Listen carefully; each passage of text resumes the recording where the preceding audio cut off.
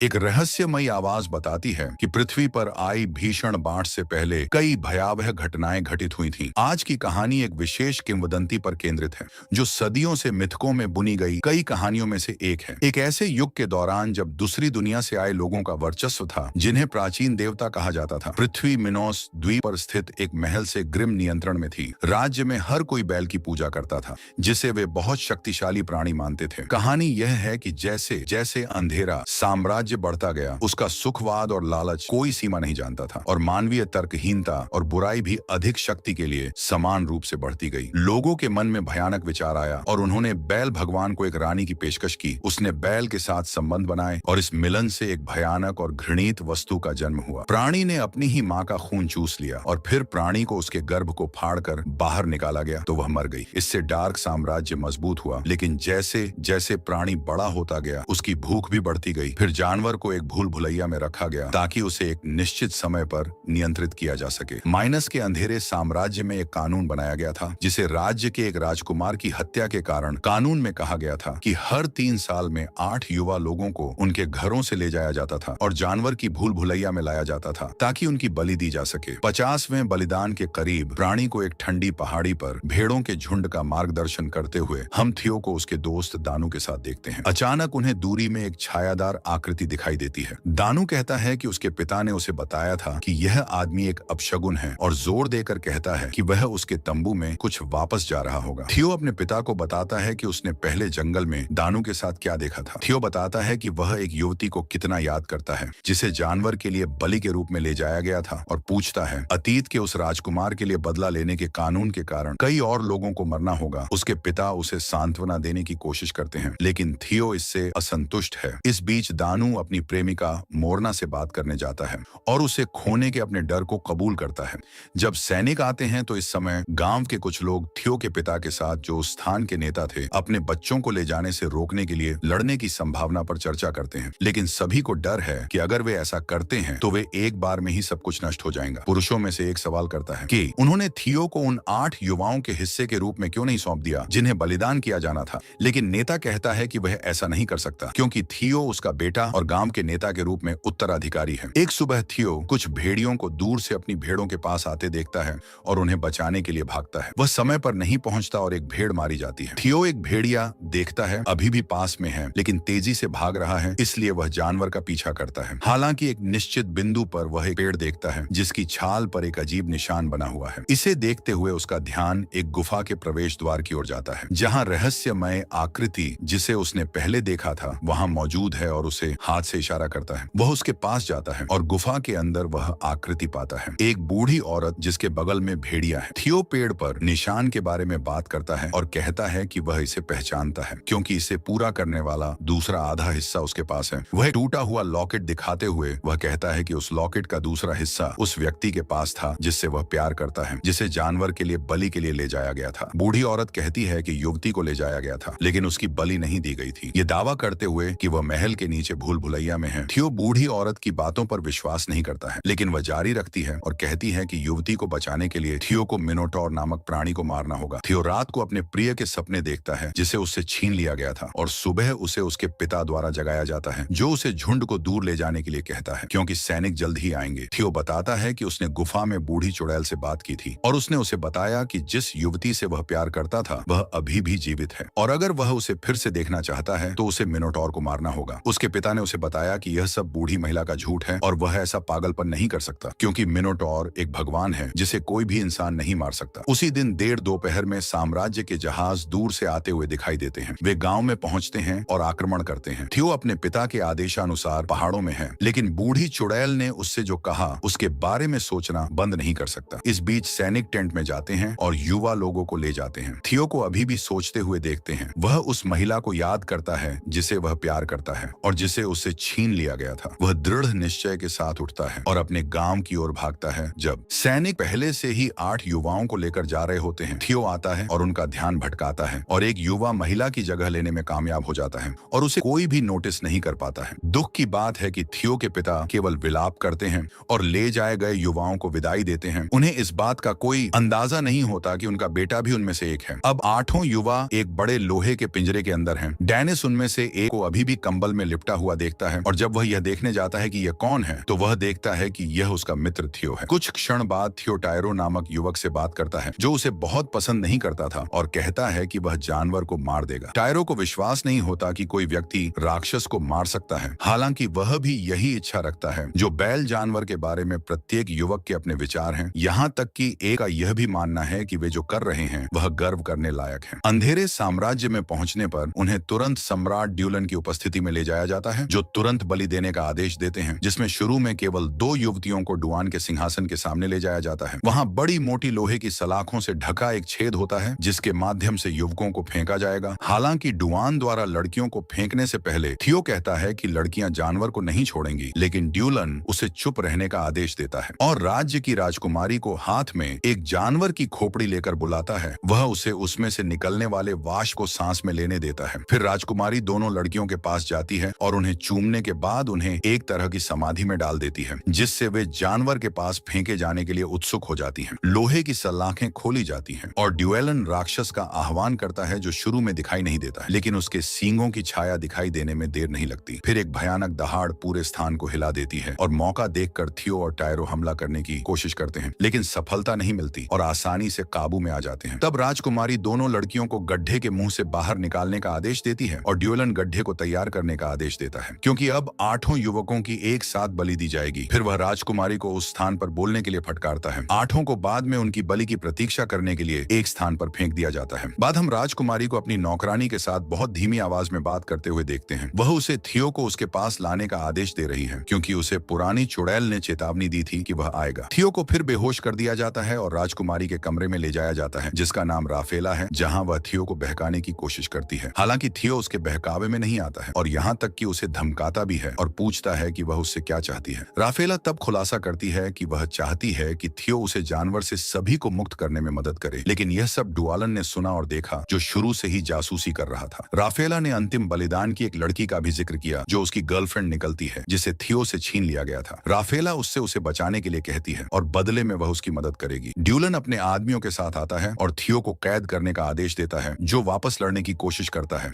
लेकिन जल्दी से फिर से बेहोश हो जाता है। ड्यूलन राफेला को धमकाता है और थियो को उस छेद में ले जाने का आदेश देता है जहां जानवर है। अन्य युवाओं को भी जल्द ही ले जाया जाता है और थियो को भूल भुलैया में रखे जाने के बाद सभी को एक एक करके महल के चारों ओर बिखरे हुए विभिन्न प्रवेश द्वारों के माध्यम से उस स्थान पर फेंक दिया जाता है। थियो अपने दोस्त की चीखें सुन सकता है जो पूरे स्थान में गूंज रही हैं और उसे नहीं पता कि क्या करना है। तभी उसे एक भारी सांस लेने की आवाज सुनाई देती है, जिसके तुरंत बाद एक भयानक दहाड़ सुनाई देती है। जानवर अपने पहले बलिदान को खाने के लिए बाहर निकलता है। समर्पित युवा लड़की राक्षस का पहला शिकार है और उसकी दर्दनाक चीखें भूल भुलैया में गूंजती हैं। उसके बाद उसकी मृत्यु हो जाती है। थियो सावधानी से चलता है। जब उसे एक अजीब गंध आती है जो रॉक में फिशर से आती है, उसे पता चलता है कि यह एक प्रकार की गैस है जो ड्यूलन आज के समय में इस्तेमाल करता है। जिसे वह चाहता है वह इस गैस की एक बड़ी मात्रा को अंदर ले लेता है। थियो थोड़ी देर के लिए उसे अपने प्रिय एफ के बारे में भ्रम होता है, लेकिन सुरंगों में पीछे से पत्थरों के टकराने जैसी आवाज आने पर वह जल्द ही गायब हो जाता है। थियो वहां जाता है और महसूस करता है कि यह मोरना है जो बोलने में असमर्थ है। उसने उस आवाज का इस्तेमाल अपने एक दोस्त को उसके पास लाने के लिए किया जो काम कर गया। थियो समझ नहीं पाता कि वह क्या कहना चाहती है जब अचानक उन्हें दूर से चीख सुनाई देती है और वे वहां पहुंचने के लिए दौड़ पड़ते हैं। दूसरे हिस्से में हम वीणा को देखते हैं जो हताश और बहुत डरा हुआ है और किसी से मदद मांग रहा है। वीणा कुछ डीली चट्टानों को हटाती है और एक सूखी हुई लाश को देखती है जिससे वह डर कर चीखने लगती है। अचानक दानू उसके पास आ जाता है जिससे वह और भी जोर से चीखने लगती है। अब वह दानू से डर जाती है। हालांकि इससे थियो और मोरा जल्दी से उन्हें ढूंढ लेते हैं। चारों अब एक साथ चर्चा करते हैं कि उन्हें क्या करना चाहिए। वीणा जल्द से जल्द उस जगह से बाहर निकलने की कोशिश करना चाहती है, लेकिन थियो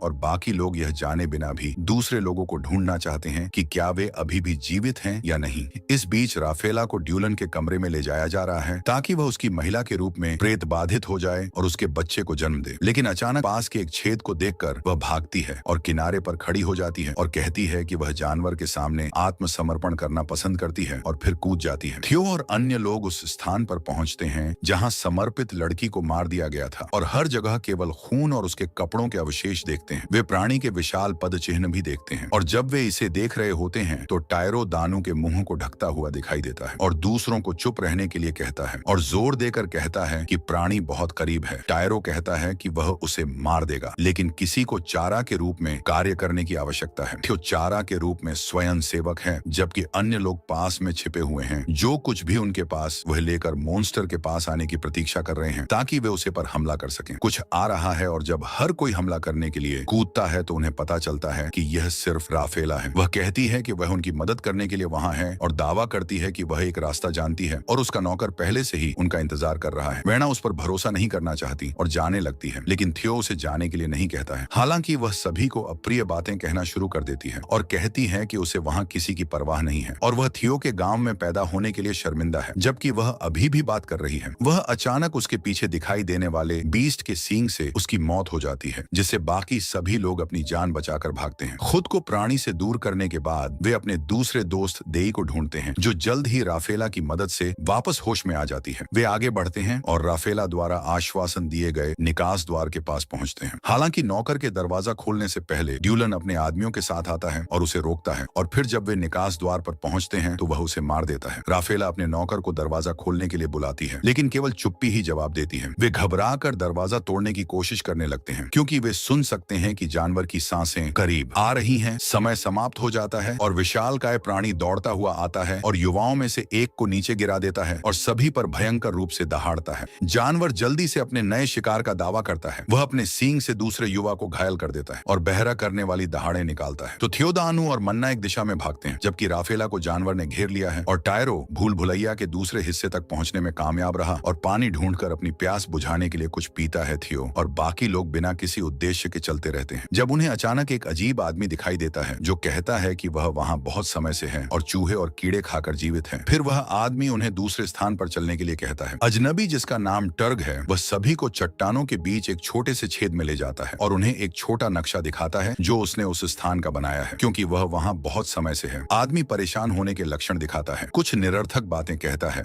लेकिन कुछ उपयोगी जानकारी जैसे कि प्राणी कहाँ सोता है, जो थियो को महत्वपूर्ण लगता है। इस बीच राजकुमारी राफेला दिखाती है कि वह जानवर से बच निकली है और भूल भुलैया से होकर चल रही है। साथ ही साथ ड्वेलन गड्ढे के किनारे प्राणी को चिल्लाकर कह रहा है कि वह राफेला को वापस ले आएगा। आगे हम पागल आदमी को उस दरवाजे के पास आते देखते हैं जो भूल भुलैया की ओर जाता है और उसे खोलता है। थियो अभी भी दृढ़ता से मानता है कि फैन जीवित है, इसीलिए वह टर्क को धमकाता है कि वह उसे बताए कि वह कहाँ है। यह सोचकर कि वह इतने लंबे समय से वहां रह रहा है, इसीलिए वह जान सकता है। हालांकि इस टकराव से चिल्लाहट भयानक प्राणी का ध्यान आकर्षित करती है, जो उनके पास पहुंचता है। राक्षस पत्थर की दीवारों को गिराने की कोशिश करना शुरू कर देता है, जिससे कुछ चट्टानें खिसक जाती हैं। हालांकि ड्यूलन की आवाज सुनकर जानवर रुक जाता है, जो राफेला को बुला रहा है, और उसकी ओर बढ़ता है। जानवर उसकी ओर बढ़ते हुए सूंघता है, लेकिन कायर यह सुनकर जल्दी से दरवाजे से बाहर निकल जाता है और अपने सैनिक को अंदर ही छोड़ देता है, जिसे जल्दी और बेरहमी से मार दिया जाता है। थियो टर्क को यह बताने के लिए मजबूर करता रहता है कि फेन कहाँ है, और उसके पदक का आधा हिस्सा पाकर उसे और भी अधिक विश्वास हो जाता है कि वह जीवित है। वह टर्क द्वारा बनाया गया नक्शा लेता है और उसे यह बताने के लिए मजबूर करता है कि वह कहाँ है, और कथित स्थान की ओर इशारा करते हुए थियो वहां जाने का फैसला करता है। डे और टायरो अभी भी लक्ष्यहीन रूप में चल रहे हैं और एक दूसरे के लिए भावनाएं विकसित करना शुरू कर देते हैं। टायरो उसे वहां से बाहर निकालने का वादा करता है। वे महल के प्रवेश द्वारों में से एक पर पहुंचते हैं, इसलिए वे वहां चढ़ने का फैसला करते हैं। टायरो लोहे की सलाखों तक पहुंचने में सबसे पहले जाता है। देई को भी तुरंत ऊपर चढ़ने के लिए बुलाता है और उसका हाथ पकड़ लेता है, क्योंकि वह अभी भी चढ़ रही है, लेकिन प्राणी नीचे आ जाता है। टायरो के देई से नीचे न देखने की विनती के बावजूद वह ऐसा करती है और राक्षस को देखकर चिल्लाना शुरू कर देती है, जिससे उसका ध्यान आकर्षित होता है। दुर्भाग्य से, जैसी की उम्मीद थी, युवा लड़की अपने आतंक के कारण खुद को संभाल नहीं पाती है और सीधे जानवर के सींग पर गिर जाती है। थियो चलना जारी रखता है और एक निश्चित बिंदु पर फैन की आवाज सुनना शुरू कर देता है। अचानक वह उसके पीछे दिखाई देती है,